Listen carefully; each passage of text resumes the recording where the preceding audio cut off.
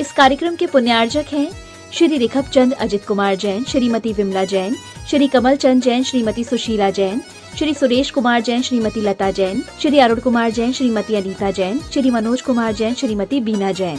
जगावत परिवार, नरवाली वाली, बांसवाड़ा।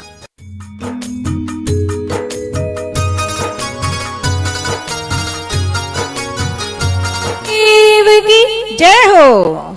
आज अंकलिकर परंपरा के द्वितीय पट्टाधीश तीर्थ भक्त शिरोमणि आचार्य श्री महावीर कीर्ति महाराज जी का 51वां समाधि दिवस अपन यहाँ बड़ी ही कृतज्ञता के साथ मना रहे हैं और उनके चरणों में विनयांजलि और श्रद्धांजलि समर्पित करते हुए उनके समक्ष व श्रद्धा का दीपक प्रज्वलित करेंगे। कौन ज्ञान का दीप जलाई, कौन ज्ञान का दीप जलाई, गुरुवर तेरे बिना, गुरुवर तेरे बिना। कौन सच्ची राह दिखाए, कौन सच्ची राह दिखाए, गुरुवर तेरे बिना, गुरुवर तेरे बिना, गुरुवर तेरे बिना। अर्घ्य समर्पित करेंगे। हाँ, मयंक जी संकेसरा भी ऊपर साथ में सम्मिलित हो जाएंगे और पूर्वाचार्य के समक्ष अर्घ्य समर्पित करेंगे।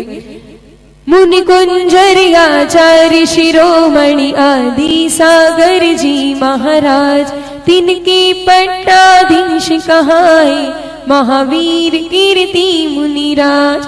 तिनके पद पर शोभित होते सूर्य सन्मति सिंधु महान। अर्घ चढ़ा गई करी वंदना, पानी को शिवपुर विश्राम। ओम रूम परम पूज्य मुनि कुंजर ज्येष्ठ आचार्य श्री आदि सागर जी, तीर्थ भक्त शिरोमणि आचार्य श्री महावीर कीर्ति जी आचार्य विमल सागर जी, युग श्रेष्ठ तपस्वी सम्राट आचार्य भगवान श्री सन्मति सागर जी गुरु चरणेभ्यो नमः। जल फलादि अर्घं निर्वपामिति। चलते हैं गुरु के पाद प्रक्षालन के लिए। और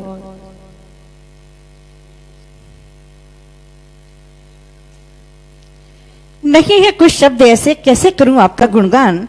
बस चाहिए हर पल गुरुवर आपका आशीर्वाद। हूँ जहां मैं आज गुरुवर, आपका बड़ा ही उपकार, क्योंकि गुरुवर आपने ही दिया है मुझे इतना ज्ञान। बस दो व्यक्ति केवल, हाँ, दो आ जाएंगे। हाँ, ठीक है। आदरणीय पवन जी राणा साहब का आमंत्रित हाँ, करियो, साथ ही आप पधारे वहां पर। बिल्कुल। हाँ, और पूज्य परम पूज्य आचार्य भगवान श्री सुनील सागर जी गुरुदेव की, पंकज जी गांधी, पवन जी राणा और साथ में जो पंकज जी गांधी साहब, पवन जी राणा साहब, हाँ, और सांगानेर कमेटी से सुरेश जी भी आएंगे और ये भी उपस्थित है। बोलिए परम पूज्य आचार्य भगवान श्री सुनील सागर जी गुरुदेव की। मेरा जीवन तुमको अर्पण, मेरे गुरुवर इस जीवन का तुम्ही हो, तुम्ही हो, तुम्ही हो प्राणाधार। मेरा जीवन। अर्घ ले लेंगे, हाथों में अर्घ ले लेंगे। नीचे नीचे यहाँ मन से नीचे से इधर खड़े रहकर आचार्य भगवान के चरणों में अर्घ समर्पित करेंगे। अठ कर्म राशि की दहन है तू अष्टक चरणों में अर्पित है। चिरवंदित अष्ट प्रवचनों की माताएं तुझ में विकसित है। आचार्य सुनील सागर जी की यश ज्ञान ज्योत्सना सतत बहे। हम शिष्यों के कल्याण हेतु आशीष आपका नीति रहे। ओम रूम परम पूज्य तीर्थ पट्टाधीश श्री चक्रवर्ती आचार्य भगवान श्री सुनील सागर जी गुरुदेव के पावन चरण कमलेभ्यो नमः। जल फलादि अर्घं निर्वपामिति। नमोस्तु भगवान, नमोस्तु भगवान। सभी लोग अपना स्थान लेंगे। आज महावीर कीर्ति आचार्य भगवान का, आचार्य भगवान महावीर कीर्ति महाराज जी का समाधि दिवस और उस परिप्रेक्ष्य में विनयांजलि सभा का ऐसा आयोजन जिसका प्रसारण जिनवाणी चैनल पे हो ही रहा है, तो चलेंगे। जिनवाणी चैनल पर प्रसारित होगा और जन जन तक ये वाणी पहुंचेगी। तो चलते सीधा प्रवचन की ओर। कि जिनके मुख पर तेज और तेज में सौम्यता, जिनकी वाणी में ओज और ओज में मधुरता, जिनके कार्य में शौर्य और शौर्य में दक्षता, जिनके हृदय में वात्सल्य और वात्सल्य में प्रवीणता, जिनके जीवन में अध्यात्म और अध्यात्म में सरलता। जी हाँ, ऐसे परम पूज्य धर्म श्री शिरोमणि 108 आचार्य महावीर कीर्ति जी महाराज का आज हम समाधि दिवस मनाने जा रहे हैं। निश्चित रूप से उनकी प्रतिभा इतनी, जिन्होंने 18 भाषाओं का ज्ञान तो था ही, साथ ही पशु पक्षियों की भाषाएं भी समझते थे। कितने उत्तर से जो दक्षिण में पहुंचे और इतना जिन्होंने महान तप त्याग किया कि तप संयम और साधना जिनको करे प्रणाम, ऐसे महामना गुरुदेव का श्री महावीर कीर्ति था नाम। ऐसे गुरुदेव के चरणों में नमन करती हूँ। मैं विनयांजलि के लिए सबसे पहले निवेदन करती हूँ परम पूज्य 108 आचार्य शशांक सागर जी महाराज के चरणों में कि पूज्य गुरुदेव के पावन चरणों में आप अपनी विनयांजलि समर्पित करेंगे।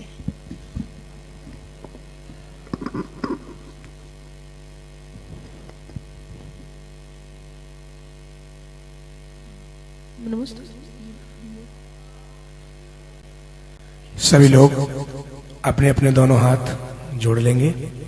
ओम नमः सिद्धेभ्यः, ओम नमः सिद्धेभ्यः, ओम नमः सिद्धेभ्यः। मेरी श्रद्धा के तुम ही जहाज हो, मेरी आस्था के तुम सरताज हो। बड़े वाले पदम प्रभु भगवन, मेरे जीवन के तुम विश्वास हो। मेरी श्वासों पे तुम ही निवास हो। सत्संग सागर तुम्हें है पुकारता, तेरा रसता है हरदम निहारता। मेरी नैया के खेवन हारे, तेरे चरणों में बंधन हमारे, तेरे चरणों में बंधन हमारी। बोलिए पंच परमेष्टि भगवान की, 24 तीर्थंकर भगवान की जय हो। मूल नायक दर्शी आदिनाथ भगवान की जय हो। महाराज बड़े वाले पदम प्रभु भगवान की जय हो। महावीर भगवान की जय हो। मुनि कुंजर आचार्य श्री आदि सागर जी महाराज की जय हो। तीर्थ भक्त श्रोमणी आचार्य भगवान श्री महावीर कीर्ति जी महाराज की जय हो। वाशल रत्नाकर आचार्य श्री विमल सागर जी महाराज की जय हो। तपस्वी सम्राट गुरुदेव आचार्य श्री सन्मति सागर जी मामनी राज की जय हो। चतुर्थ पट्टाधीश्चर्या श्रोमणी आचार्य भगवान श्री सुनील सागर जी मामनी राज की जय हो। दीक्षा गुरुवर्य आचार्य श्री सिद्धांत सागर जी महाराज की जय हो। धर्मश्रेणी भव्य आत्माओं, यो तो इस धरा पर अनेक लोग पैदा होते हैं। कोई पालने में जीवन बिताता है, कोई पालनहार बन के लोगों को कल्याण के रास्ते पर लगाता है। ऐसे ही कि पवित्र आत्मा का जन्म फिरोजाबाद में सतनलाल जी मां बूंदा देवी के आंगन में हुआ, जिनका नाम रखा महेंद्र। जिनके नाम में ही इंद्र था, अर्थात जिनको इंद्रों के द्वारा बंधित होना था, देवों के द्वारा जिनकी स्तुति गाने का कार्य होना था, तो उनका नाम ही उनके माता पिता ने महेंद्र रखा। और वह महेंद्र कहाँ संसार के वैभव में रचने वाला था, और वह योग बन गया जब उनकी माता बूंदा देवी का, जब वो 9-10 साल के थे, उनकी मां का देहांत हो गया। बस वो दृष्टांत उनके जीवन में ऐसा बसा कि मां के वियोग से आत्मा का संयोग करने के लिए उनका मन लालायित हो उठा। लेकिन उनके पिताजी कंचन जी ने कहा कि अभी तो कम से कम थोड़ा पढ़ लो, और उनको पढ़ने के लिए ब्यावर भेजा। और ब्यावर में उन्होंने अध्ययन किया, लेकिन अंदर मुरैना आए। मुरैना में उन्होंने अध्ययन किया, उस संस्कृत महाविद्यालय के अंदर ज्ञान का अर्जन किया। और वो ज्ञान को बढ़ाते बढ़ाते एक दिन अपने जीवन में जो भाव था, उनसे उच्च आचार्य कल्पचंद्र सागर जी से मिले। कहा, गुरुदेव मुझे कोई ऐसा व्रत दो जिससे मेरी आत्मा का कल्याण हो। और चंद्र सागर जी तो जानते ही थे इनका तो कल्याण होना ही है। उनका कितनी प्रतिमा लोगे? उन्होंने कहा 2 लूंगा, तो घर वाले पकड़ लेंगे, आप तो मुझे 7 प्रतिमा दे दो, ब्रह्मचर्य हो जाएगा, तो आत्मा में तो रमण अपने आप हो जाएगा। वो 7 प्रतिमाओं को धारण किया, फिर उन्होंने अपने जीवन में क्षुल्लक दीक्षा ली, अलग दीक्षा ली और योग्य गुरु की तलाश में। बंधुओं, योग्य गुरु बिना जीवन कल्याण नहीं होता है। और खोजते खोजते उन्हें आचार्य श्री आदि सागर जी महाराज उदगांव में मिले और उनके कर कमलों से उन्होंने दीक्षा को प्राप्त किया और उनका नाम आचार्य मुनि श्री महावीर कीर्ति जी महाराज रखा गया। और वे अपने गुरु की सेवा में संलग्न रहे। 43 में जब उनकी समाधि हुई तो उनका द्वितीय पट्टाचार्य पद आचार्य महावीर कीर्ति जी महाराज को प्राप्त हुआ। और महावीर कीर्ति महाराज ने अपने जीवन में बहुभाषा विज्ञ थे, 18 भाषाओं। आप और हम तो अपने घर वालों की भाषा भी ढंग से नहीं समझ पाते थे, वे पशु पक्षियों की आवाज को जानते थे कि ये क्या कहने वाली है। एक बार एक कोयल दोपहरी के समय आकर के कल्लब करने लगी, लोगों ने लगा कि ये क्यों इस समय कर रही है, लोगों को विकल्प हो गया। आचार्य महावीर कीर्ति ने कहा ये संकेत दे रही है कि महाराज श्री जल्दी से अपना विहार कर लो, अब बरसात आने वाली है। ऐसे निमित्त ज्ञान के, अपने ज्ञान की, पशुओं की भाषाएं, पक्षियों की भाषाओं को भी जो जानते थे और उनके शिष्य बने आचार्य श्री विमल सागर जी महाराज। और विमल सागर जी के शिष्य बने आचार्य सन्मति सागर जी महाराज। और सन्मति सागर जी को वो सौभाग्य मिला कि महावीर कीर्ति महाराज के साथ विद्या अध्ययन का मौका मिला। बड़वानी में चतुर्मास किया, विजयमती माता जी भी उनसे शिक्षा प्राप्त की। ऐसे महान आचार्य महावीर कीर्ति जी महाराज ने इस श्रमण परंपरा को जीवंत किया है। इस परंपरा को ऐसा पद दिया है। आचार्य विमल सागर को आप सभी जानते हैं, जिन्होंने निमित्त के ज्ञान से कई लोगों के बेड़ा पार कर दिया, दुखों को श्रीफल दे करके ही लोगों का उद्धार कर दिया। और सन्मति सागर जी महाराज को आप मालूम है, इस युग में कोई श्रेष्ठ तपस्वी हुआ है तो वो आचार्य भगवान सन्मति सागर जी हुआ है। आदमी तो एक बार खाना खा के उपवास नहीं करता है, गुरुदेव तो मट्ठा लेकर के 8-8, 10-10 उपवास कर लिया करते थे। ये उनके ऊपर महावीर कीर्ति जी महाराज की छत्र छाया थी। और उन्हीं के पद पर आज आचार्य भगवान श्री सुनील सागर जी महाराज आपके समक्ष विराजमान है। तो महावीर कीर्ति जी महाराज ने अपने जीवन में महानतम ऊंचाइयों को पाया और उनको तो ये ज्ञात हो गया था कि अब ये शरीर छूटने वाला है। तो महसाना में, गुजरात में महसाना में अपनी समाधि के 3 दिन पूर्व ही उन्होंने अपने योग्य शिष्य तपस्वी सम्राट आचार्य श्री सन्मति सागर जी को तृतीय पट्टाधीश बना करके उनके निरपेक्ष में अपनी देह को आज के ही दिन माघ कृष्ण छठ के दिन आचार्य महावीर कीर्ति महाराज की बंधु समाधि हुई थी। संसार की व्याधि से उनका अंत हो गया, सन्मयता की ओर कदम बढ़ गया। सिद्धों से जिनको करनी हो बात, सिद्धों की पर्याय में उनका गमन हो गया। बंधुओं, चित रूप से वो महापुरुष थे, पुण्य पुरुष थे। ऐसी गुरु भक्ति उनके अंदर थी। ये गुरु भक्ति के फल से उन्हें अपने जीवन के शाश्वत रूप को पाने के लिए अपना कदम बढ़ाया और आज के दिन अपने नश्वर शरीर को छोड़ करके सिद्ध पर्याय की ओर अपना कदम बढ़ाया। महावीर की जैसी क्षमता हम सबके अंदर भी आए, हम भी उन जैसे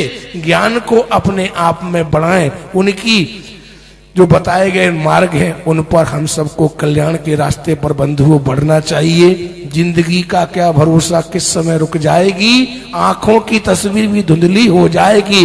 वक्त रहते आंखों से गुरु को निहार लो, जिंदगी क्या पता तुम्हें फिर कहाँ बैठाएगी। बंधुओं, कोई भरोसा नहीं है जिंदगी हमें कहाँ बैठाए। उससे पहले हम गुरु के पास बैठेंगे तो हमारी आदि व्याधि हटेगी और गुरु की कृपा से हमारी भी महावीर कीर्ति महाराज जैसी सम्यक समाधि हो। ऐसी हम सब भावना बाते हुए पूज्य आचार्य भगवान श्री महावीर कीर्ति महाराज के चरणों में यही भावना भाते हैं कि गुरुदेव आप जैसी तप की क्षमता, आप जैसा ज्ञान आए और आपने जिस शरीर से साधना की, साधना करते करते एक दिन समाधि का भाव हमारे जीवन में प्रकटित हो। इन्हीं भावनाओं के साथ जय बोलिए आचार्य श्री महावीर कीर्ति जी महामणि राज की जय हो।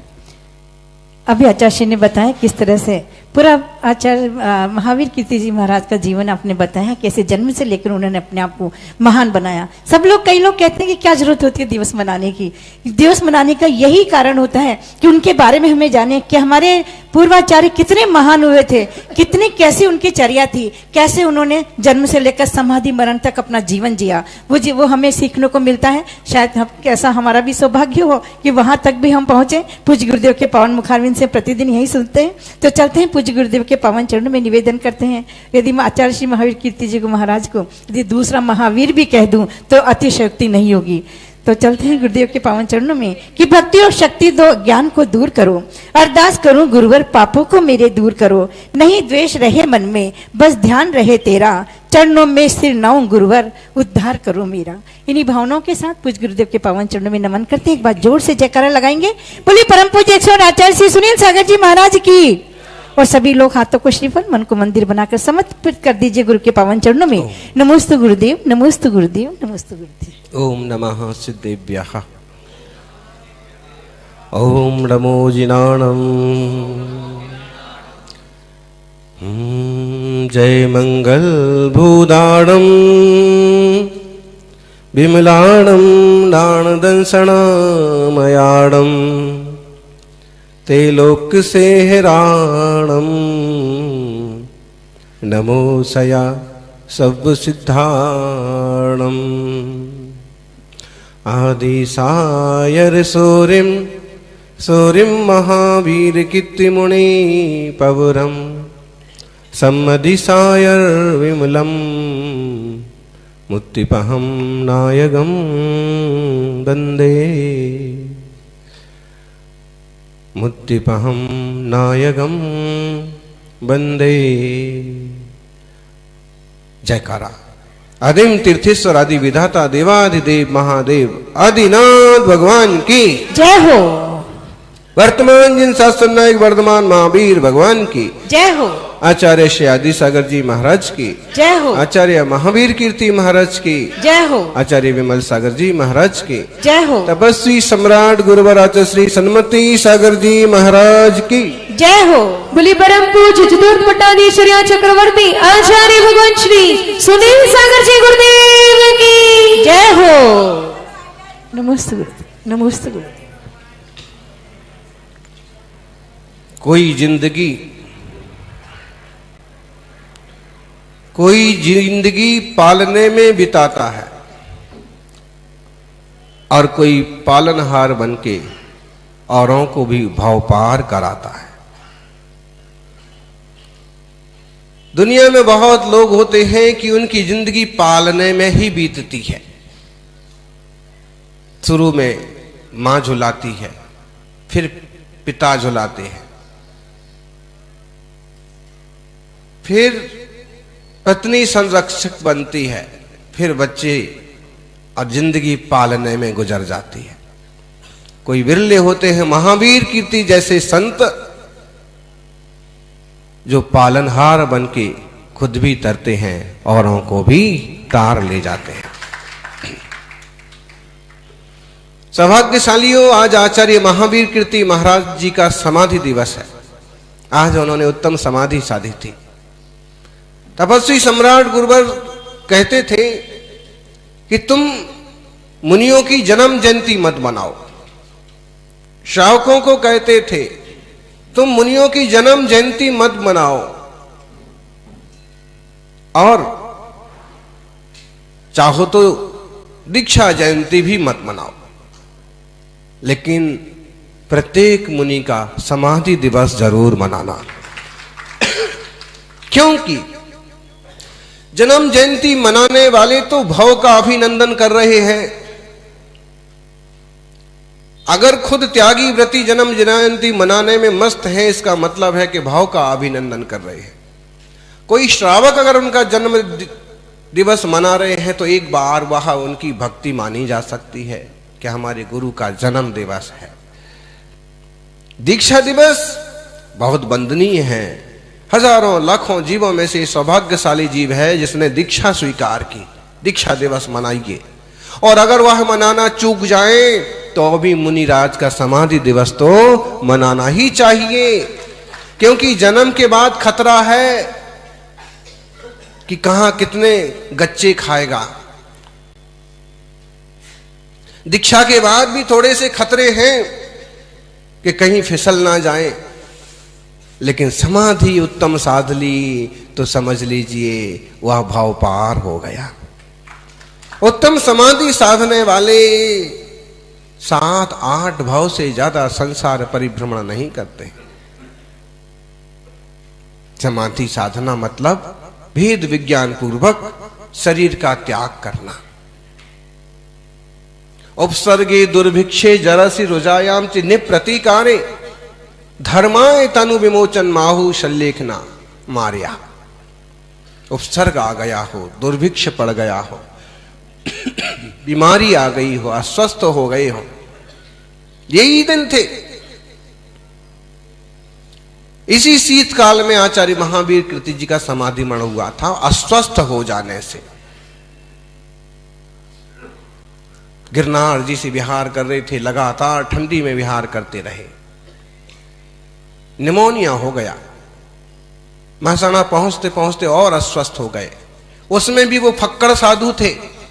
तालाब किनारे रात हो गई, वहीं विश्राम कर लिया। जंगल में रात हो गई, वहीं विश्राम कर लिया। चटाई का त्याग है। किसी भी तरह के आवरण का त्याग है। परिणाम ये हुआ कि शरीर कितना झेलता। महसाणा पहुंचते पहुंचते वो पूरी तरह से अस्वस्थ हो गए। और फिर इस माघ की कृष्णा तीज को उन्होंने संघ को इकट्ठा करके कह भी दिया कि अब मेरा जीवन बहुत लंबा नहीं है। मुनि सन्मति सागर जी ने कहा भी कि नहीं, अभी तो आपकी वय कितनी सी है, 62 साल के ही तो हैं।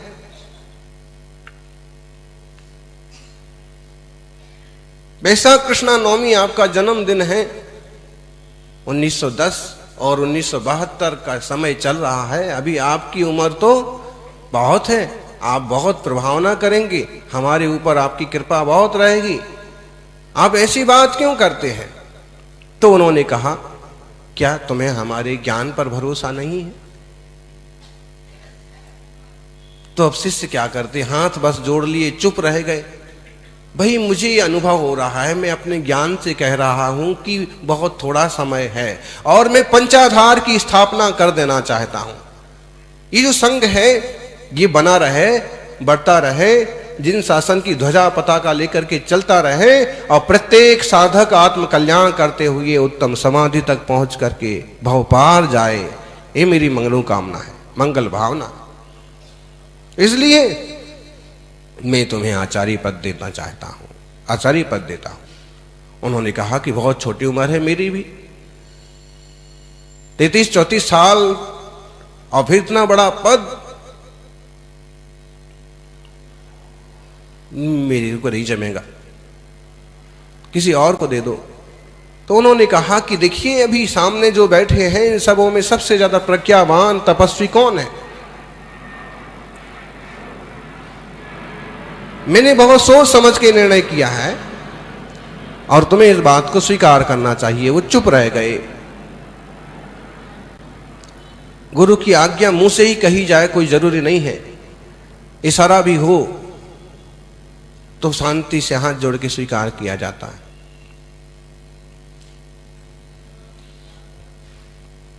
फिर उन्होंने कहा उपाध्याय पद जो होता है वह भी तुम्हें देते हैं।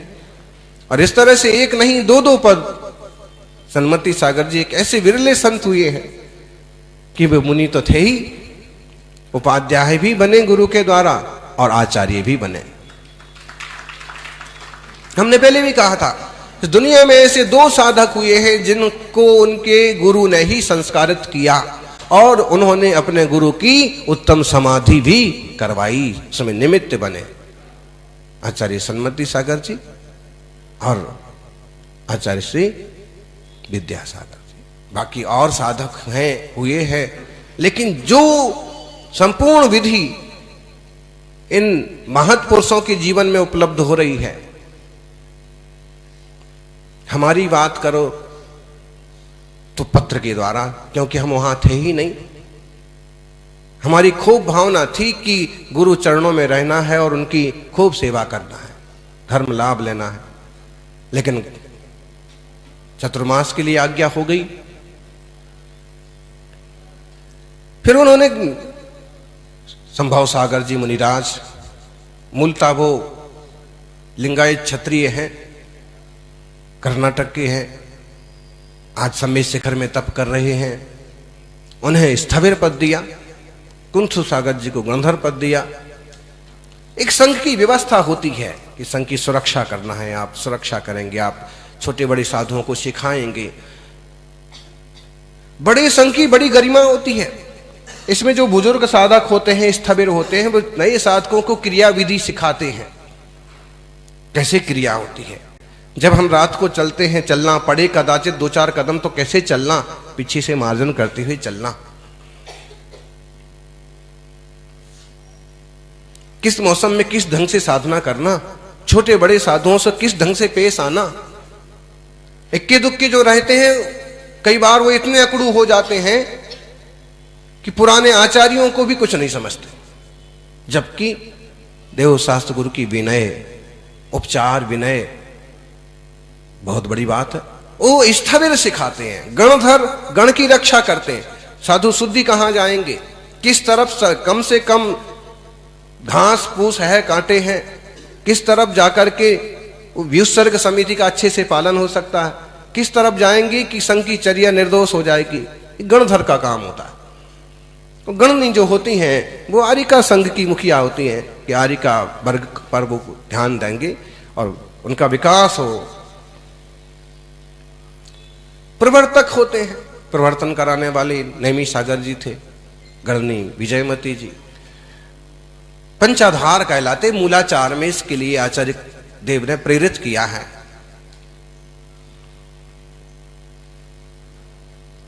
आयर्योध्याया पब्बत्थिराय गणधराया तत्न कपैवासो जत्थे में नत्थि पंचाधारा। ऐसी जबरदस्त बात कही वहां पर मूलाचार में, गाथा नंबर 156। क्या कहा इसमें? साधु को वहां प्रवास नहीं करना चाहिए जहां ये 5 आधार ना हो। उसका मतलब है कि साधुओं को बड़े संघ में ही वास करना चाहिए, नाम दर्ज पद हो ना हो, लेकिन उससे क्या होगा, चार संभाल रहेगी। जैसे संयुक्त परिवार साथ साथ रहते हैं तो एक दूसरे को संभाल लेते हैं, दुख दुविधा में तुरंत काम आ जाते हैं, कहीं कोई घटना दुर्घटना घट रही है तो कंट्रोल कर लेते हैं। ऐसे ही संघ में साधकों के लिए भी अनुकूलता बैठ जाती है। थोड़ी देर को लगता है कि इनका दबाव रहता है, अमुक महाराज जी का दबाव रहता है, अमुक आचार्य श्री डांट देंगे, लेकिन वो साधना के क्षेत्र में आगे बढ़ने के लिए बहुत उपयोगी है। जिन बगीचों का कोई माली नहीं होता वो बगीचे उजड़ जाया करते हैं। अब फूल पौधे पत्ते बगीचा ये सोचे कि माली किस काम का है, रोज कैसी लेके आता है, इधर काटता है उधर काटता है, रोज वो लेके आता है, क्या बोलते उसको, खुरपा लेके आता है, इधर खोदता है उधर खिदता है, रोज कुदाली लेके आता है, ऐसे करता है। ठंड है तो भी पानी डालता है, गर्मी है, और पौधे सोचने लग जाएं कि माली की कोई जरूरत नहीं है, पौधों का क्या होगा, बगीचे का क्या होगा। ऐसे ही अगर किसी के जीवन में कोई रोक टोक करने वाला है तो उसे उससे नफरत करने की बजाय समझना चाहिए कि ये तो मेरी एक तरह से रक्षा का ही काम कर रहा है। अगर वो टहनी भी काट रहा है, पत्ते भी छांट रहा है, तो कहीं ना कहीं वो तुम्हारे हित में है।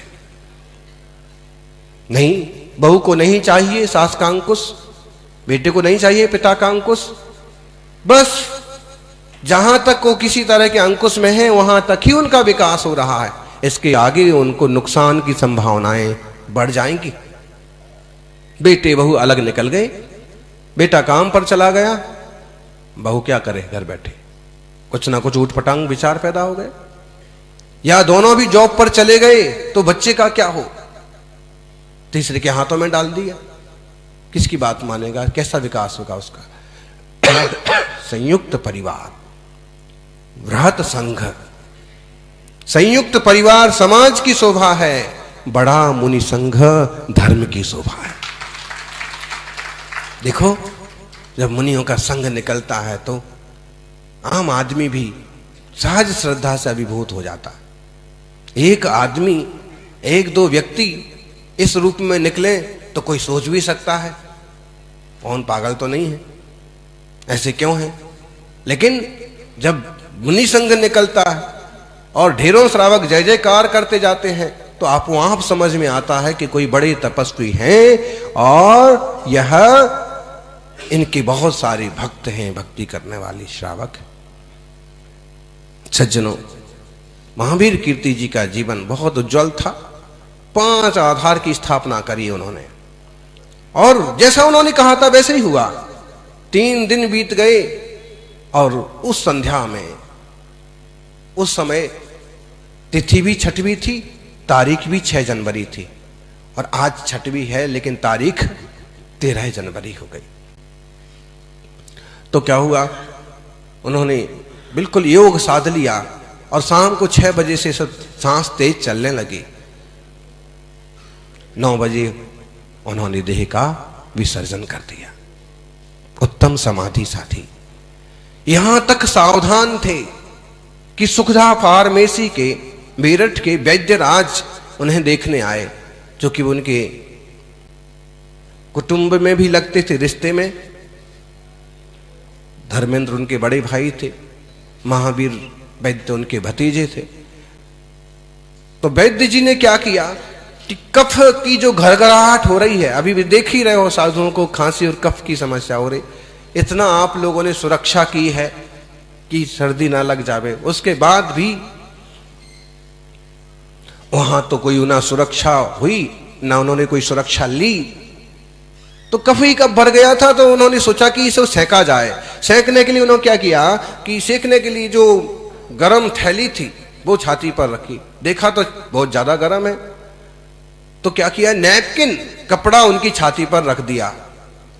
उस समय उन्होंने 8 बजे 8:30 बजे इशारा हटा दिया, कपड़ा, मैं दिगंबर मुनि हूं, मेरे ऊपर कपड़ा नहीं रखा जा सकता। समाधि करते करते वक्त भी सावधान है कि मेरी चर्या क्या है।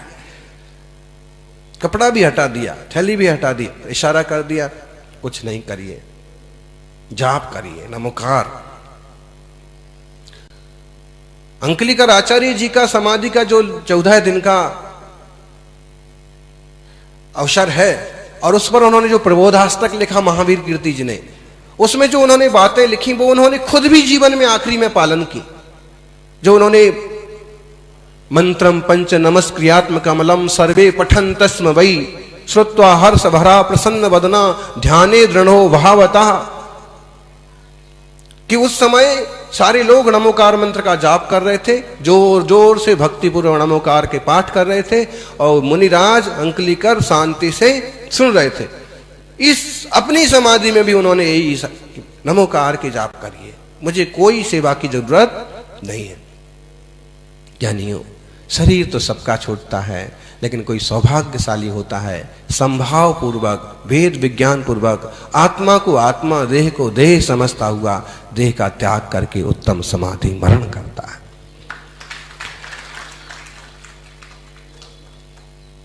चूंकि आज उनका समाधि दिवस है, हम उनके जीवन चरित्र में से भी बहुत सारे प्रसंग समझ सकते हैं। फिरोजाबाद में जन्मे, माता जी का नाम बूंदा देवी, पिता का नाम रतन लाल, रतन लाल के रतन, सुहाग की नगरी चूड़ी का जहां उद्योग, ऐसे फिरोजाबाद में जन्म लेकर के उन्होंने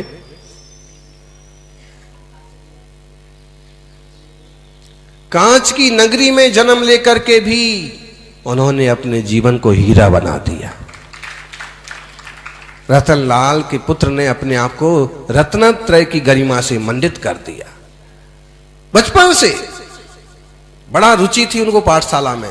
पिताजी भी थोड़े विद्वान थे और उनके मित्र भी विद्वान थे। पाठशाला चला करती थी, रोज पाठशाला जाते थे। और शुरू से ही 10 वर्ष के होते होते तो माता जी का देहावसान हो गया।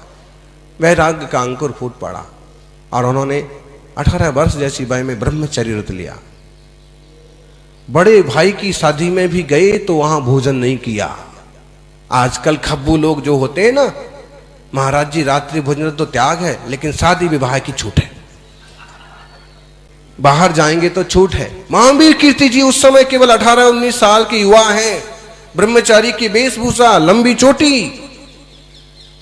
बड़े भाई की शादी है तो अब इस नाते तो जाना पड़ेगा। गए, लेकिन देखा कि यहाँ कुएं का पानी नहीं है, हाथ का पिसा हुआ आटा नहीं है, शुद्ध भोजन नहीं है। उन्होंने भाई की बारात में भी भोजन नहीं किया। बताइए, छूट लेने वालों को इससे बड़ा संदेश और क्या होगा? तुम्हारा तो कोई भाई की शादी नहीं है, हैं? तुम तो बाहर जाएंगे तो खाएंगे। अरे बाहर जाओगे तो क्यों खाओगे जी? ना बाहर खाएंगे ना भीतर खाएंगे। हमारा रात्रि भोजन का त्याग है, हम हमेशा निभाएंगे।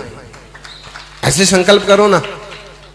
अभक्ष्य वस्तु का त्याग है, हर हाल में हम छुएंगे ही नहीं, चाहे कैसी भी स्थिति बने। उस संकल्प की दृढ़ता देखो ना।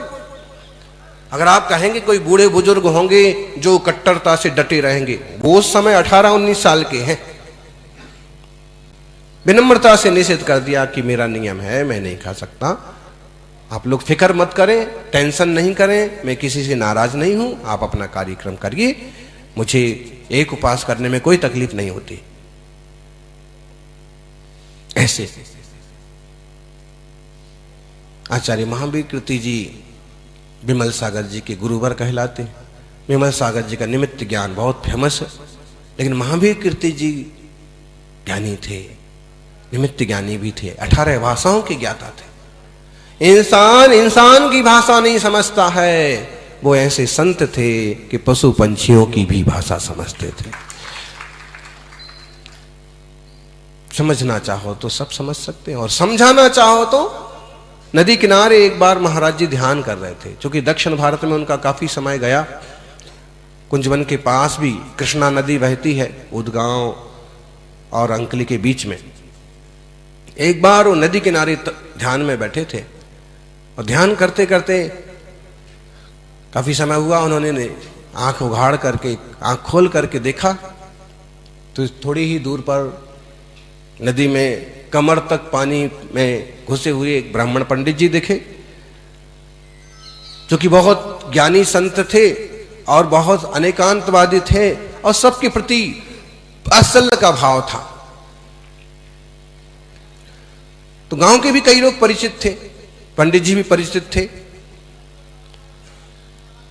लेकिन महाराज जी ने देखा कि पंडित जी क्या कर रहे हैं, चारों दिशाओं में मुंह करते हैं, नदी में से पानी भरते हैं और नदी में ही डाल देते हैं। सूरज को अर्घ दे रहे, सूरज को जल चढ़ा रहे, पूरब में, पश्चिम में, दक्षिण में, उत्तर में, चारों दिशाओं में घूम घूम करके और वो जल अर्पण कर रहे।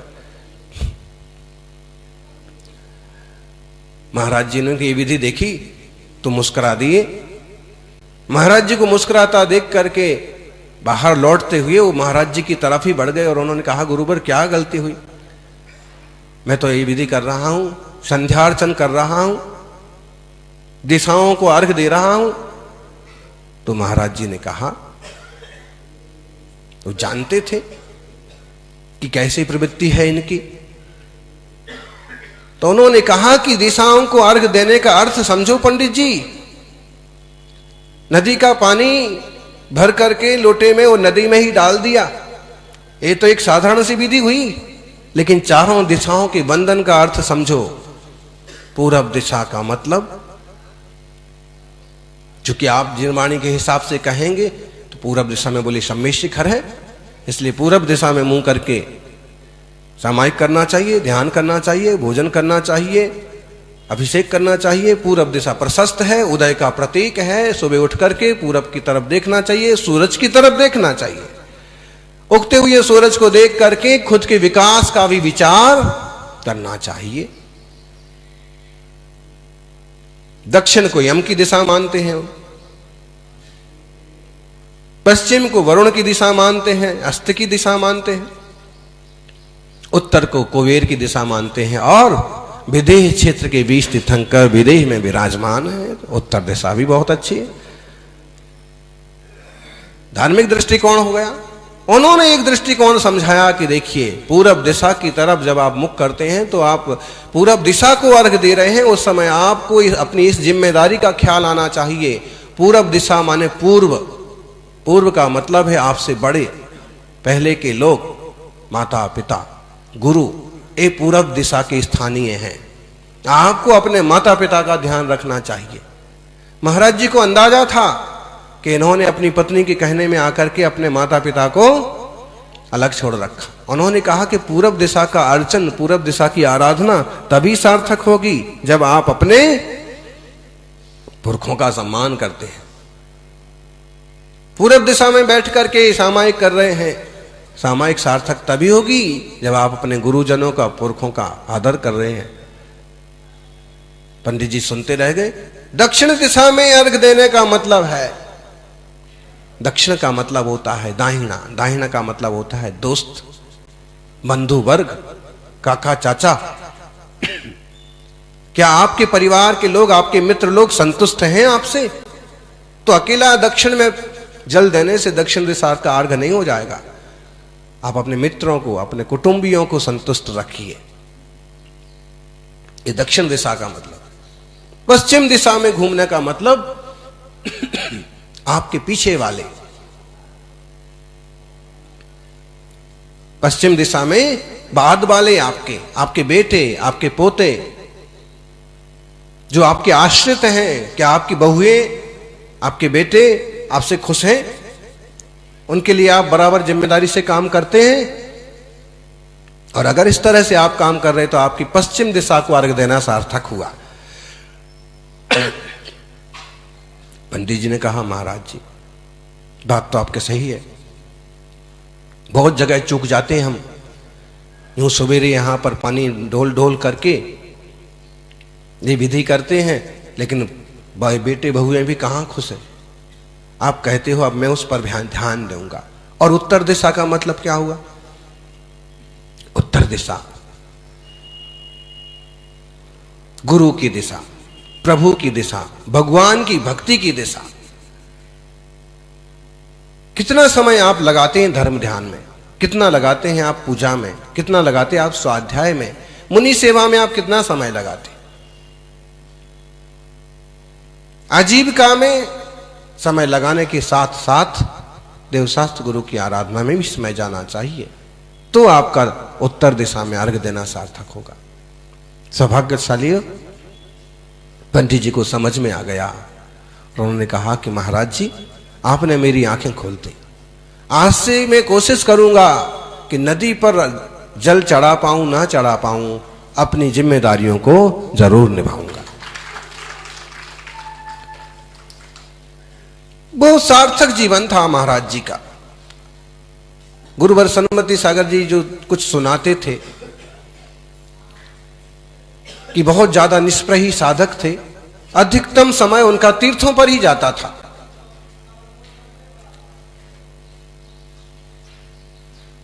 अधिकतम चतुर्मास उनकी सिद्ध क्षेत्रों पर हुए, अतिशय क्षेत्रों पर हुए। गिरनार जी में 2 चतुर्मास, मागी तुंगी में 2 चतुर्मास, गजपंथा में चतुर्मास, सम्मेद शिखर में चतुर्मास, कुंथलगिरी में चतुर्मास, तीर्थों पर। और वहां कई कई घंटों को तल्लीन हो जाते। गुरुदेव बताते थे कि जब मांगी तुंगी में चतुर्मास हुआ तो बरसात के कारण से कई बार सांप सीढ़ियों पर आ जाते थे। सांप सीढ़ी समझ में आती है? जीवन भी सांप सीढ़ी की तरह है। ईमानदारी से, बुद्धिमानी से चढ़ते गए तो आखिर तक पहुंच जाओगे, और कहीं गच्चा खा गए तो सीधे सांप सीढ़ी का मतलब है। मांगी तुंगी में बहुत सारी सीढ़ियां हैं, जंगल टाइप का है, सांप जो है सीढ़ियों पर आ जाते थे। तो महाराज जी महावीर कीर्ति जी के हटो हटो हटो हटो ऐसे बोलते जाते थे और सीढ़ियां चढ़ते जाते थे, सांप हट जाते थे। कभी कोई सांप कोई जीव जंतु आ गया तो पीछे से इशारा किया, हट जाते थे। और फिर पहाड़ पर जाते थे आहार के बाद इतनी सीढ़ियां चढ़ के, और फिर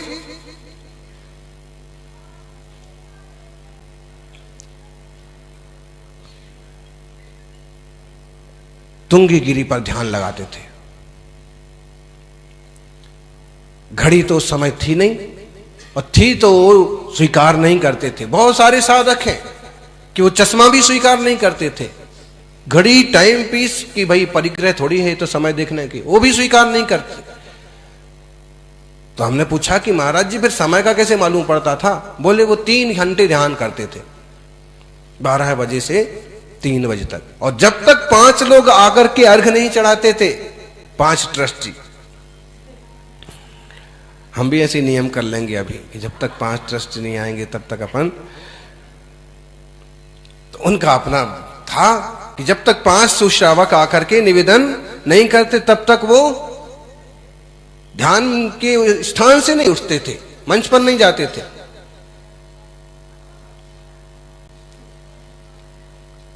तो हमने कहा कि कैसे?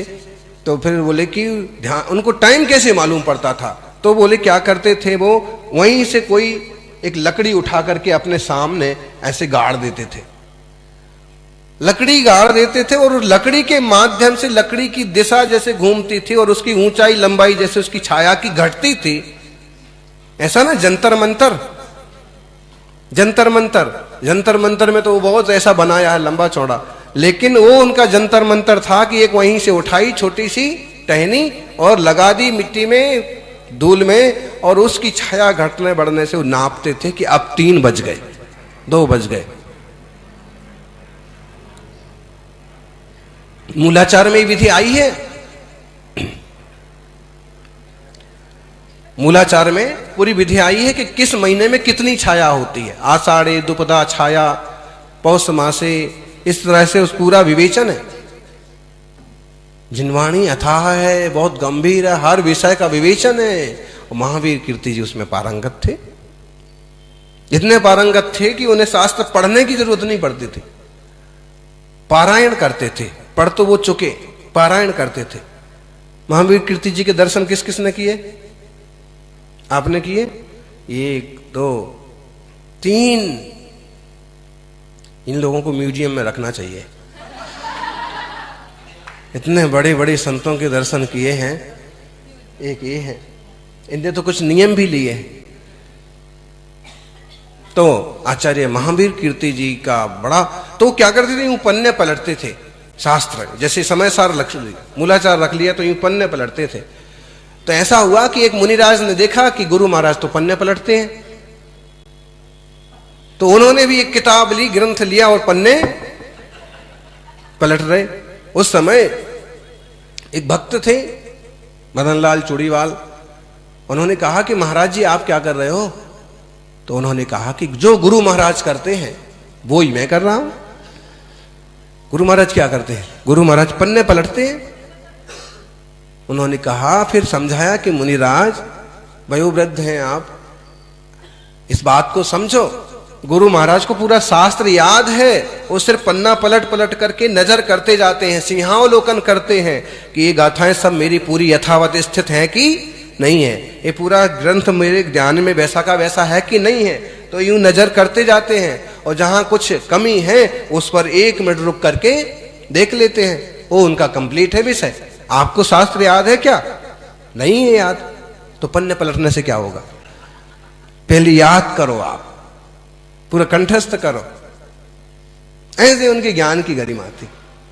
इसलिए फिर महाराज जी ने एक बात कही थी कि जो गुरु करते हैं वो मत करो, जो कहते हैं वो करो। मतलब तुम्हारे लायक जो काम होगा वो बताएंगे कि तुम ऐसे सामायिक करो, ऐसे ध्यान करो, तुम्हारे लिए ये उचित है। और जो वो कर रहे हैं तुम वो ही मत करो। अब उन्हें आदत थी 3-3 घंटे शीर्षासन करने की, 3 घंटे का शीर्षासन से ध्यान करते थे। वो किस्सा आपने उनका सुना हो कि श्रावक के यहां आहार हुआ तो औरिया होता ना बुंदेलखंड में, कड़ी टाइप का, पीला घी टाइप का होता है, घी नहीं होता, आटे का बनता है वो, लचका बोलो हैं। तो वो क्या हुआ कि 2-3 कटोरी गरम गरम और श्रावक ने दिया, उन्होंने पी लिया। परीक्षा प्रधानी तो हमेशा से रहे, आज ही थोड़ी पैदा हो गए, हर जगह रहे हैं, अकेले यहां थोड़ी पैदा हो गए। तो 2-3 लोग इस बात को देखने आए थे कि महावीर कृति का नाम बहुत सुना है, लेकिन कर क्या रहे हैं। देखा तो इतने 3 कटोरी घी पी गए, 2 कटोरी घी पी गए। इतना घी पीने के बाद ये क्या करेंगे भाई, घी पिएंगे तो गरिष्ठता होगी ना, तो सोएंगे, इंद्रियां बिगड़ेंगी।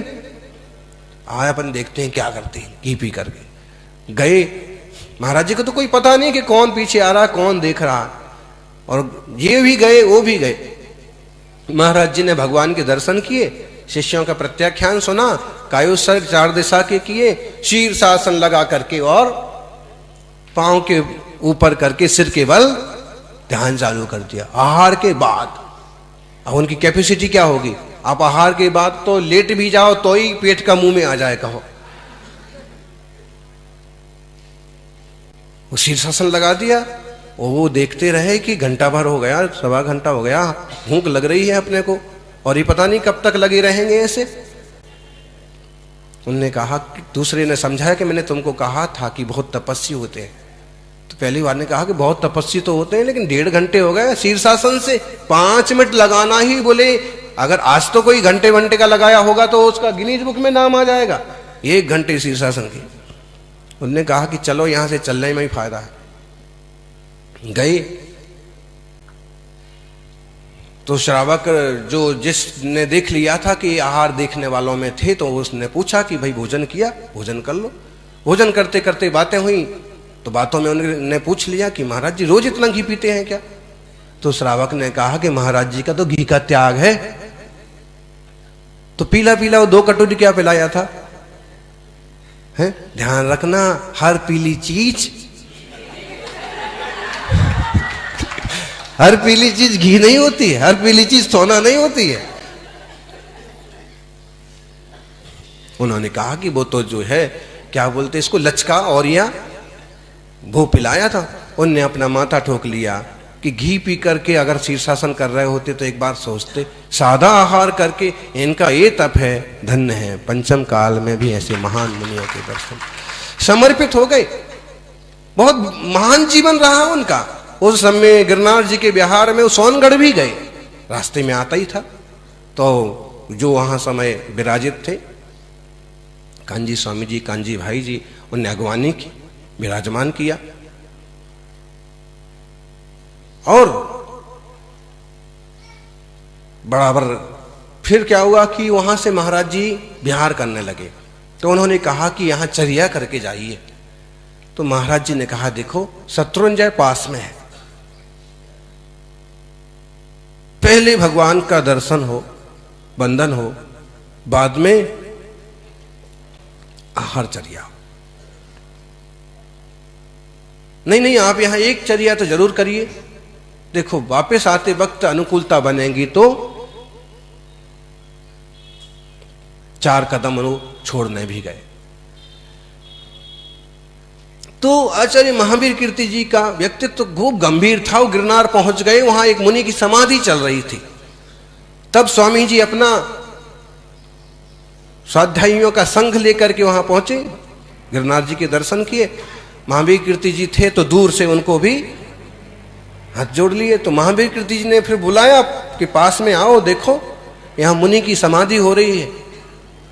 अच्छा आप इन्हें नमोकार मंत्र सुनाओ। तो ये नमोकार मंत्र सुनते हैं क्या? हाँ सुनते हैं। फिर उनको नमोकार मंत्र भी उन्होंने सुनाया। मतलब है अनेकांतवाद के साथ वात्सल्य भाव भी, सभी को स्नेह से साथ में लेके चलने की क्षमता भी उनमें थी। सौभाग्यशालियों, श्रवण बेलगोल के अवसर पर आज जो संतों में श्रवण में हैं। श्रवण बेलगोल के अवसर पर विद्याधर ने आचार्य महावीर कीर्ति जी से पूछा, मुझे आप ज्ञान कराएं। महावीर कीर्ति जी ने कहा कि नहीं, इतना समय नहीं दे पाएंगे और हम बिहार में हैं, राजस्थान में जाओ, ज्ञान सागर जी हैं, उनके पास ज्ञान अर्जन करना।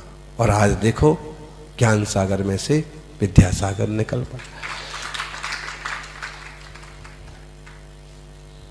लोभ उनको किसी चीज का नहीं रहा, ना उन्हें पकड़ा और ना उन्होंने कोई जबरदस्ती पद को पकड़ा। ये तो खानिया जी की ही चर्चा है ना कि जब वीर सागर जी का देह विसर्जन हुआ और उसकी भी घोषणा उन्होंने ही की थी महावीर कीर्ति जी ने। जब वो 1956 में कुछ जिम्मेदार लोग फिरोजाबाद में चतुर्मास चल रहा था, महावीर कीर्ति जी को निवेदन किया कि आप पधारिए, आचार्य श्री वीर सागर जी ने आपको बुलाया है और वो समाधि करना चाहते हैं आपके निर्यापकत्व में। उन्होंने कहा कि महाराज जी को मेरा वंदन कहिए और बता दीजिए कि अभी उनकी समाधि नहीं होने वाली है, अगले साल होगी, मैं आऊंगा। अब उन बताइए अब ज्ञान कितना होगा, किस टाइप का उनको निमित्त होंगे, किस टाइप का उनका ज्योतिष होगा कि उन्हें अगले चतुर्मास में होना है और मैं उपस्थित रहूं, मैं आऊंगा। पहुंच भी गए, विधिवत संलेखना समाधि भी संपन्न हुई। उसमें आपने देखी वो संलेखना समाधि? हाँ, तो उसमें उन्होंने पूरा जो भक्ति शक्ति सेवा वैयावृत्ति सब की। जब उनका शरीर विसर्जित हो गया तो फिर अब पद की बात आई, पद किनको देना है?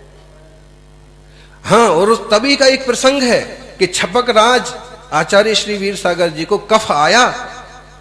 कफ आया तो उन्होंने तुरंत अपना हाथ ऐसे कर दिया कि इसमें थूक दीजिए। कोई दूसरा होगा, कटोरी लाओ, कागज लाओ, कपड़ा लाओ, इससे पहुंचो उससे पहुंचो, ग्लानि नहीं, निर्विचिकित्सांग, आप इस पर थूक दीजिए। और फिर वो बाहर डाल दिया। वैयावृत्ति में कितना व्यक्ति को गुरुवर कहते थे, वैयावृत्ति वही कर सकता है जो निराभिमानी हो और निर्विचिकित्सांग का पालन कर सकता हो। निर्विचिकित्सांग का, घृणा भी नहीं करे और अभिमान नहीं करे, वो ही कर सकता है। उपगुहन अंग वाला ही वैयावृत्ति कर सकता है। कभी कभी साधक जीवन में ऐसे अवसर आते हैं कि बहुत ज्यादा परेशान हो जाने से ना चर्या में भी थोड़ा ऊंचा नीचा हो सकता है। ऐसे में जो निर्यापक मुनि होते हैं, आचार्य होते हैं, वे संभालते हैं, संबोधन करते हैं, बड़ी अच्छे से समाधि सल। क्या हुआ, बाबा जी सूरजमल जी वगैरह सब महावीर कीर्ति जी के पास। संघ में उस समय ज्ञानमती जी भी रही होंगी, सुपार्श्वमती जी भी और भी साधक। तो उन्होंने आग्रह किया कि इस समय आप सबसे बड़े आप ही हैं, आप ही सबको संभालने की सामर्थ्य रखते हैं, आप गुरुवर का पद स्वीकार करो। तो उन्होंने बहुत शालीनता से जवाब दिया, हमारे गुरु आचार्य आदि सागर जी महाराज का पद हमारे पास है, इसलिए महाराज जी का पद शिव सागर जी को प्रदान किया जाएगा। खुद उन्होंने उनके आचार्य पद के संस्कार भी कर दिए। लालच होता तो एक क्या और पद लाओ, एक जगह के तो हम अध्यक्ष हैं ही, और जगह का भी अध्यक्ष बनाओ, इसका भी बनाओ, सबका अध्यक्ष मुझे ही बना दो। अरे अध्यक्ष बनना उतना महत्वपूर्ण नहीं है, अध्यक्ष जैसा काम करते रहना महत्वपूर्ण है। अंकलीउद गांव के लोग आए थे, उनका भी इसी टाइप का एक प्रसंग अभी चल रहा था कि अध्यक्ष किसे बनाना। तो हमने उनको फिर कहा कि अध्यक्ष आप किसे भी बनाइए, लेकिन काम सब लोग करते रहिए, भक्ति सेवा सब लोग करते रहिए। आचार्य श्री कौन है? आचार्य श्री तो हैं ही अपने आप में महान बड़े, लेकिन और संघ के जो साधक हैं उनका भी कर्तव्य है कि वे एक दूसरे को संभालते रहें, मार्गदर्शन करते रहें, सुरक्षा करते रहें, वैयावृत्ति करते रहें। तो उन्होंने कहा कि इससे ये होगा कि मेरे पास तो है ही, एक और साधक आचार्य बनेंगे जिन शासन की दोगुनी प्रभावना होगी, ज्यादा लोग जुड़ेंगे, ज्यादा लोगों तक मार्गदर्शन पहुंचेगा। ऐसे गंभीर व्यक्तित्व के धनी आचार्य श्री महावीर कीर्ति जी हैं। और बड़ा उनका देव शास्त्र गुरु के लिए, प्रभु के लिए, जिन प्रतिमाओं के लिए 3 बार वंदन करना, एक एक प्रतिमा के लिए। ये तो प्रसंग बहुत फेमस है डेहे नागौर का, कि महाराज जी यूं खड़े होके एक एक वेदी में एक एक भगवान को 3-3 बार नमस्कार कर रहे थे। तो एक स्कूल का दूसरी तीसरी क्लास का बच्चा, उसने देखा कि महाराज जी क्या कर रहे हैं, उठक बिठक कर रहे हैं। घर जाकर के दौड़ के गया और कहा, महाराज जी मंदिर में, मम्मी महाराज जी मंदिर में उठक बिठक कर रहे हैं। तो मम्मी ने सोचा कि मतलब महाराज जी क्यों उठक बिठक करेंगे, कहाँ है बेटा। तो देखे जाके तो देखा कि महाराज जी फिर खड़े होते हैं, फिर बैठते हैं, फिर नमस्कार करते हैं। तो फिर उन्होंने समझाया कि महाराज जी उठक बिठक नहीं करते हैं, महाराज जी एक एक भगवान को 3-3 बार नमस्कार करते। जब कल धवला पुस्तक 13 का स्वाध्याय चल रहा है, जिस भूमि का सौभाग्य है, आदि प्रभु की कृपा है, और कल ऐसा प्रसंग निकला कि कहां लिखा 3 बार नमस्कार करना, 3 बार उठना बैठना। धवला पुस्तक 13 पेज नंबर 89। 89 का मतलब होता है 90 में एक कम।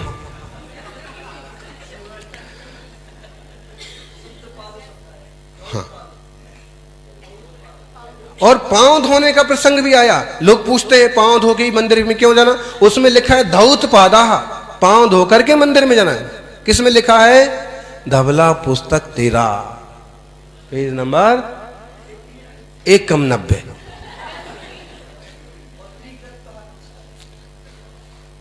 तीकृत्वा, तिखुत्तो शब्द आया है, 3 बार परिक्रमा करना, 3 बार उठ बैठ के नमस्कार करना। वो विधि महावीर कीर्ति जी के जीवन में झलकती थी, और हमसे पूछो तो हम भी नहीं कर पाते। एक बार ही हो जाए तो ये तो एक प्रकार का प्रमाद है, बाकी शास्त्र का आज्ञा का पालन वो करते थे।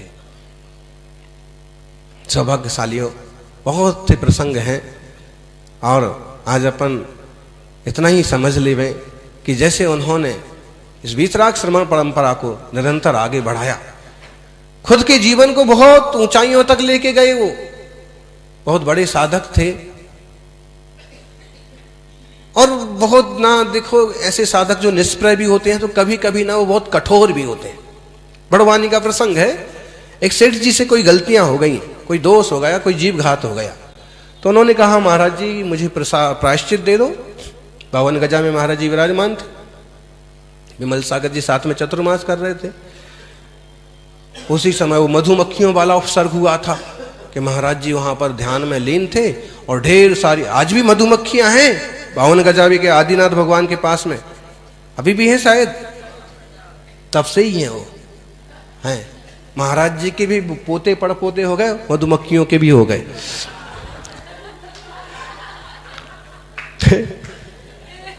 हो गए ना, उनके शिष्य हो गए, उनके शिष्य हो गए, आज प्रति शिष्य हैं ये सब।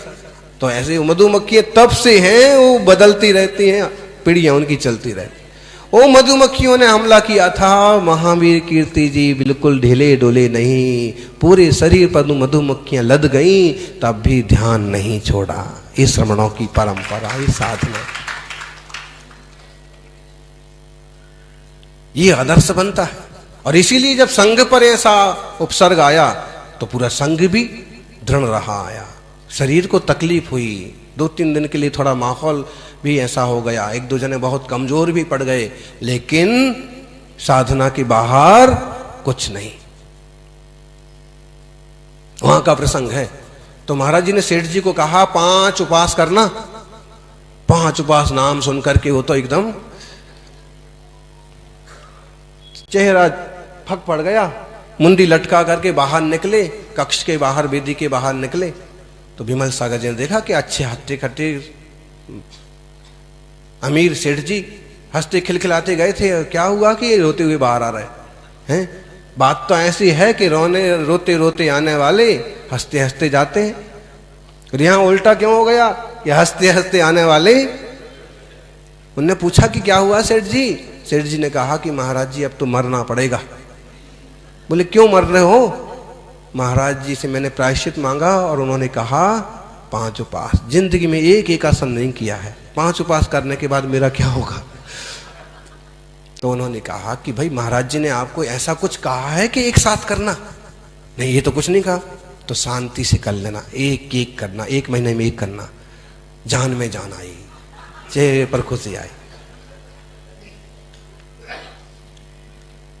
तो थोड़े से प्रवृत्तियां भी मतलब उनकी निष्प्रह टाइप से ही थी। बंधन नहीं किसी चीज का, किसी व्यक्ति का बंधन, सिर्फ देवशास्त्र गुरु की आराधना का, अपनी साधना का। सौभाग्यशालियों, उनके प्रसंग सुनाएंगे तो आपको भी लगेगा कि ऐसा कैसा। महेंद्र सिंह नाम था उनका बचपन का। क्या नाम था? वैसे उनका नाम महेंद्र माने, अब जैनों में तो कुमार बोलते ना है, महेंद्र कुमार, लेकिन वो महेंद्र सिंह ही लिखते थे और उनके विद्यार्थी भी उनका महेंद्र सिंह ही बोलते थे और उनकी प्रवृत्तियां ही ऐसी थी। और वो पंडित बनने के बाद भी मोरेना ब्यावर वगैरह में उन्होंने खूब पढ़ाई की, पढ़ाया भी, जयपुर भी पढ़ाया। और बाद में उन्होंने जब विद्वत्ता में थे तो इंदौर भी गए। इंदौर सर सेठ हुकुमत चंद्र जी के यहाँ हमेशा स्वाध्याय चलता था। उसमें एक सिस्टम था, पारी बदल बदल के, है ना।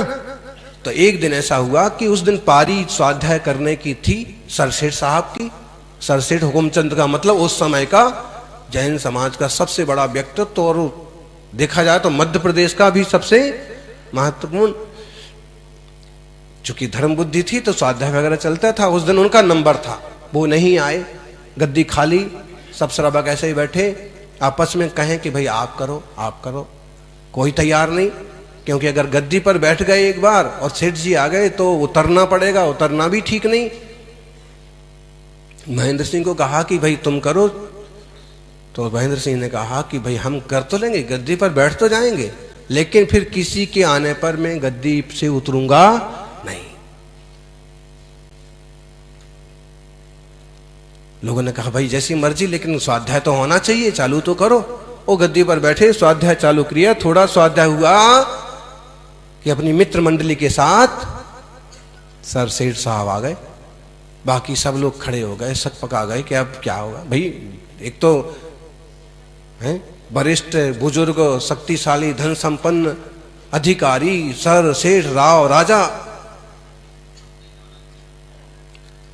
महेंद्र सिंह नहीं उठे, जिनवाणी का स्वाध्याय कर रहे थे तो करते रहे। सेठ साहब ने भी जिनवाणी का विद्वान का सम्मान रखते हुए चुपचाप अपने नीचे वाले आसन पर बैठ गए। लेकिन उसके बाद की जो घटना है कि उसके बाद वो इंदौर में फिर टिके भी नहीं। अब खुद नहीं टिके कि टिकने नहीं दिया, वो रिसर्च का विषय है। ऐसे आचार्य कल्प चंद्र सागर जी का एक प्रसंग बना था, तो भी उस शास्त्र आर्ष के हिसाब से, जिनवाणी के हिसाब से उन्होंने बाकायदा लोगों को समझाया कि चंद्र सागर जी कह रहे हैं वो सही है। उस समय भी कई लोग उनके विपरीत पड़ गए, लेकिन उन्होंने कहा कि देखिए मेरे गुरु हैं, 7 प्रतिमा दी हैं, इसलिए मैं पक्ष नहीं ले रहा हूं, शास्त्र भी यही कह रहे हैं। ऐसे जबरदस्त, और उनके ज्ञान का तो बोलबाला था जी। श्रवण बेलगोल में जब 1967 का अभिषेक हुआ, देशभूषण जी वगैरह वहां विराजमान थे, वहां आप भी विराजमान थे, और प्रभु बाहुबली के चरणों में घंटों ध्यान करते थे। अभिषेक हो रहा था तब भी धूप में ध्यान कर रहे थे। तब कहते हैं महावीर कीर्ति महाराज का तेज धूप के कारण से रोशनी चली गई थी आंखों की। थोड़ी देर के लिए तो सब विचलित हो गए, लेकिन उन्होंने कहा कुछ मत करिए, मुझे गंधोदक दीजिए। गंधोदक दिया और उन्होंने शांत्यष्टक शांति भक्ति का लगातार 9 बार पाठ किया, गंधोदक लगाया और उनकी रोशनी वापस ठीक हो गई। ऐसे ही एक प्रसंग वर्धमान सागर जी का भी बना। तो शांत्यष्टक जिन भक्ति बहुत महत्वपूर्ण है। तो एक इसका यहीं का एक और प्रसंग है शास्त्र से संबंधित। तो फिर आचार्य देशभूषण जी ने कहा कि महावीर कीर्ति जी जो फैसला करेंगे वो मानना होगा। दूसरा महावीर जो पुस्तक है ना, अपड़ीवाल जी ने छपाई है, तो दूसरा महावीर पुस्तक में वो सारे प्रसंग हैं। आत्मार्थियों, कहना ये चाह रहे हैं कि गुरुजनों की जीवन चरित्र भी प्रैक्टिकल सीख देते हैं। किस मामले में आप किस हद तक दृढ़ रहिए कैसी स्थितियां बन जाएं तो अभी आप अपने संकल्प का, अपने व्रत का पालन करिए। आप अपनी आत्मा की दृष्टि के साथ साथ औरों का भी उपकार यथा योग्य करते रहिए। जिन वाणी और जिन प्रभु से बढ़ के दुनिया में कुछ नहीं है, उसके अलावा किसी के सामने आपको झुकने की, डरने की जरूरत नहीं है। नमोकार मंत्र से बड़ा कोई मंत्र नहीं है, शिखर जी से बड़ा कोई तीर्थ नहीं है। क्योंकि उन्होंने सारे तीर्थों पर चतुर्मास के लिए, लेकिन उनके मंगलाचरण यहीं से शुरू होते थे। बीसम तु जिन वरंदा अमरा सुर वंदिदा धुध कलेसा सम्मे दे गिर सेरे निब्बाण गया नमो तेसे। अट्ठा व्यम्युस हो चंपाए वासु पूज्य जनना हो उज्जनते नैमि जिनो पावाए निबुदो महावीरो। ऐसी पवित्र भावनाओं की धनी नेपाल की वो रानी जिनके चरणों में भक्ति करती थी। बड़े बड़े लोग, इस सिंहासन बताया था आपको, नेपाल की वो रानी ने भेंट किया था, लक्ष्मी देवी उनका नाम था, महावीर कीर्ति जी को। ऐसे बड़े बड़े श्रावक भी बड़ी भक्ति से उनके चरणों में आते थे। 1948 में एक जलसा हुआ था उनके आचार्य पद का, क्योंकि उनके गुरु ने उन्हें अपना आचार्य पद अपने समाधि के पहले ही दे दिया था। लेकिन उसका जो बड़ा जलसा सेडवाल में हुआ था, उस समय वहां के आजू बाजू की जो रियासतें थी ना, छोटी छोटी, उसके जो राजे महाराजे थे वो सब वहां पर हाजिर हुए थे। उसके छपे हुए मिलते हैं समाचार कि उन इसमें ये शामिल हुए। सांगली के गायकवाड़, कोल्हापुर के छत्रपति साहू और इस टाइप के लोग। सज्जनों, ऐसे पवित्र मुनि राजों की गौरव गाथा अपन गाएं, कहें, पढ़ें, सुने और उनके पद चिन्हों पर चलने का प्रयास करें। इससे जीवन मंगलमय होगा।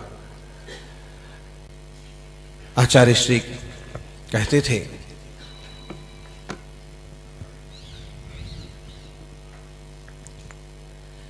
साधु कार्य तपा श्रुति। साधु के सिर्फ दो काम है, तप करना और श्रुत का अभ्यास करना। इसके अलावा तुम्हें कुछ करने की जरूरत नहीं है। अपने षडावश्यक कर्तव्यों का पालन करो, यही बहुत है। श्रावकों को मार्गदर्शन करना, खूब गंभीर गंभीर दृष्टांत हैं अभी। उनको जो निमित्त ज्ञान होते हैं, अक्षर निमित्त ज्ञान होते हैं, शब्द निमित्त ज्ञान होते हैं, पुष्प निमित्त ज्ञान होते हैं, उस टाइप के भी ज्ञान थे। जैसे किसी व्यक्ति ने पूछा कि मेरा आयुष्य कितना है, तो वो कहेंगे एक भगवान का नाम लो। वो भगवान के नाम के आधार से वो अपना गणित लगाएंगे, फिर बताएंगे कि तुम्हारा आयुष्य कितना है। एक पंडित हुए तेजपाल काला, बहुत दिनों से बीमार थे और तभी नांदगांव महाराज जी का जाना हुआ। उनके भक्त थे, तो जो वहां से फिर उन्होंने पूछा एक दिन कि भाई वो पंडित जी नहीं दिखते हैं। लोगों ने कहा कि कितने दिन से खाट पर पड़े हैं। तो उन्होंने कहा कि आज जब मैं आहार से निकल रहा हूं तो मुझे इशारा करना, उनके घर के पास से होते आएंगे। उनके पास गए, भाई अब संबोधित किया और उन्होंने कहा कि महाराज जी अब तो मुश्किल है कि मैं उठूं खाट से, आप तो मुझे आशीर्वाद दो समाधि का। महाराज जी ने कहा कि एक भगवान का नाम बोलो। उन्होंने बोला अभिनंदन नाथ भगवान। महाराज जी ने कहा कि आज से तीसरे दिन तुम अपने पांव से चल करके प्रवचन सुनने आओगे। सब लोग सोच में पड़ गए कि खाट पर पड़ा हुआ आदमी जो अभी महाराज जी को आए हुए 4-6 दिन हो गए, दर्शन को नहीं गया। योग संयोग ऐसा पलटा खाया स्वास्थ्य ने कि तीसरे दिन वो इतने स्वस्थ हो गए कि सचमुच चल करके मंदिर पहुंच गए प्रवचन सुनने। उनका जो एक ज्ञान था, इस ज्ञान आज भी है किताबों में, लेकिन वो प्रैक्टिकली जो उनका था, ऐसे गजब का ज्ञान, ध्यान, साधना, मोक्ष मार्ग की योग्य आराधना। कई लोगों ने ऐसे कह कह करके, और कि वो तो तंत्र मंत्रवादी परंपरा। अरे तंत्र मंत्रवादी परंपरा क्या होती है? ये तो जिनवाणी का ज्ञान है। जितनी गहराई में आचार्य श्री डूबते हैं, जितनी साधना करते हैं, उतना परिपाक होता। और फिर निमित्त नैमित्तिक संबंध बनते हैं और उनकी वाणी फल जाती है, आशीर्वाद फल जाता है। इसमें बुराई क्या है, तकलीफ क्या है? हाँ, अगर तुम्हें वो खोटे देवी देवताओं की भक्ति आराधना के लिए प्रेरित करें तो समझ लो वो तो सम्यक दृष्टि ही नहीं है। आचार्य उपाध्याय तो दूर की बात, नमोकार मंत्र के जाप को प्रेरित कर रहे हैं, तीर्थ वंदना को प्रेरित कर रहे हैं। सौभाग्य है ऐसे पवित्रतम संत साधक इस बीतराग शासन में हुए। आचार्य श्री शांति सागर जी ने 36 दिनों की लगातार समाधि साधी। बताइए 36 दिन किसे बोलते हैं? डटे रहे। अंकलीकर जी 14 दिन तक निर्दोष संलेखना, ऐसी गजब की संलेखना कि चार चक्रवर्ती क्या उस समय के सभी वरिष्ठ संत जन उनकी संलेखना समाधि में हाजिर हुए। महावीर कीर्ति जी ने तो 3 दिन का ही साधा। ऐसे साधक हुए और हमें मार्ग दिखा के गए कि देह और आत्मा को एक नहीं समझना, देह और आत्मा की भिन्नता को समझना, जिंदगी में संयम की साधना करना और शरीर छूटने लगे तो उत्तम समाधि आराधना करना। हमारे लिए रत्नकंठ श्रावकाचार, श्रावकाचार के साथ मूलाचार और मूलाचार के साथ मूलाराधना भी है। जिंदगी अच्छी जिए और अच्छा उत्तम समाधि मान करें, यही मंगल भावना। सभी का मंगल हो। जय बोलिए 24 तीर्थंकर भगवान की जय हो। ऐसे परम तपस्वी इस कार्यक्रम के पुण्यार्जक थे श्री रिखभ चंद अजित कुमार जैन, श्रीमती विमला जैन, श्री कमल चंद जैन, श्रीमती सुशीला जैन, श्री सुरेश कुमार जैन, श्रीमती लता जैन, श्री अरुण कुमार जैन, श्रीमती अनीता जैन, श्री मनोज कुमार जैन, श्रीमती बीना जैन। जगावत परिवार, नरवाली वाले, बांसवाड़ा।